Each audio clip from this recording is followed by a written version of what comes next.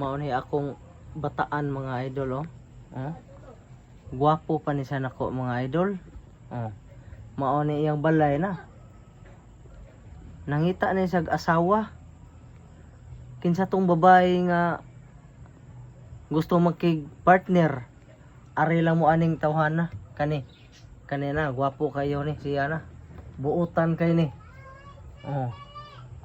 Ya mao ni iyang balay. Pinugri lang ug tagod pero nanegosyo sa na siya. O mo na iya tinda na. Ay lawog.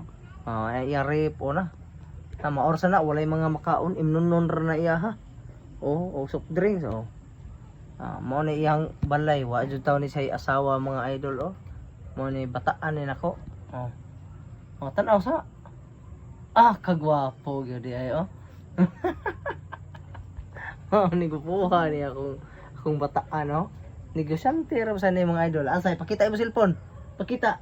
Gina. Okay, isa ipakita. O na, tanaw ba? Tarong iya tubang. O, mao na ya cellphone mo idol. Ya, open na imong kuan dia. Mangita rin siya ka chatmate lagi. Saon man nga op-am siya kakitag chicks gyud.